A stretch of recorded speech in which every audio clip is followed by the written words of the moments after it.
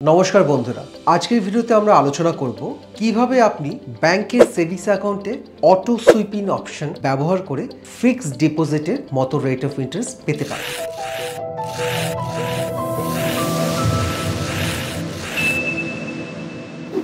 প্রায় প্রতিটি ব্যাংক উল্লেখ করে আপনি তাদের ব্যাংক অ্যাকাউন্টে একটি সেভিংস অ্যাকাউন্ট খুলুন এবং অটো সুইপ ইন অপশনটি চালু করুন আপনার ব্যাংক অ্যাকাউন্টের সাথে। বর্তমানে প্রায় প্রতিটি ব্যাংকে সেভিংস অ্যাকাউন্টের রেট অফ ইন্টারেস্ট খুবই কম, কিন্তু আপনি যদি ব্যাংকে ফিক্সড ডিপোজিট করেন তার রেট অফ ইন্টারেস্ট সেভিংস অ্যাকাউন্টের রেট অফ ইন্টারেস্টের তুলনায় অনেকটাই বেশি।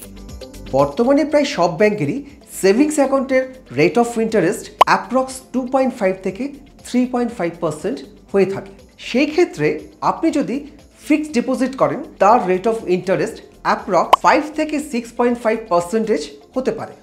এবার আপনি যদি চান আপনার সেভিংস অ্যাকাউন্টে ফিক্সড ডিপোজিটের মতন সুদের হার পাওয়া যাক, সেই ক্ষেত্রে ব্যাংকগুলি আপনাকে অটো সুইপ ইন অপশনটি প্রদান করে।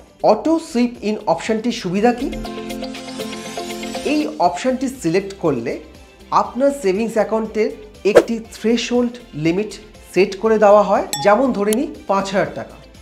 যখন আপনার সেভিংস অ্যাকাউন্টে 5,000 টাকা বেশি জমা হয় তখন অতিরিক্ত টাকাটি একটি ফিক্সড ডিপোজিটে একটি নির্দিষ্ট সময়ের জন্য স্থানান্তরিত হয়ে যায়। উদাহরণস্বরূপ বলি, ধরুন আপনার সেভিংস অ্যাকাউন্টে 10,000 টাকা রয়েছে, সেখান থেকে 5,000 টাকা সেভিংস অ্যাকাউন্টে ব্যালেন্স মেনটেন করে বাকি 5,000 টাকাটি ফিক্সড ডিপোজিটে জমা হয়ে যাবে, কারণ আপনি অটো সুইপ ইন অপশনটি বেছে নিয়েছেন।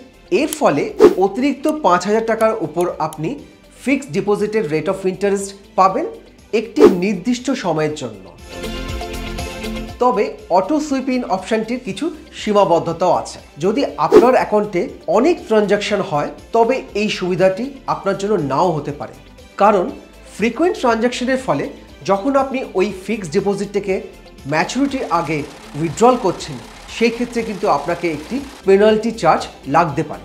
অটো সুইপ ইন অপশনটি তাদের জন্য যারা প্রায় ট্রানজ্যাকশন করে না এবং বছরে 1-2 বড় অ্যামাউন্টের টাকার প্রয়োজন হতে পারে। তার ফলে আপনি যে পরিমাণ রেট অফ ইন্টারেস্ট পাওয়ার কথা ভেবে আপনি এই অটো সুইপ ইন অপশনটি বেছেছিলেন, আদৌ সেটি আপনার পক্ষে লাভদায়ক হবে না। বড় অ্যামাউন্টের টাকা প্রয়োজন হয়ে থাকে, সেই ক্ষেত্রে কিন্তু আপনার সেভিংস অ্যাকাউন্টের সাথে এই অটো সুইপ ইন অপশনটি না করলেই ভালো। আজকে এই ভিডিওটি আমি এখানেই শেষ করছি। ভালো থাকুন, সুস্থ থাকুন, আর অন্যান্য খবরের সাথে আপডেট থাকার জন্য চোখ রাখুন এবিপি লাইভের পর্দায়।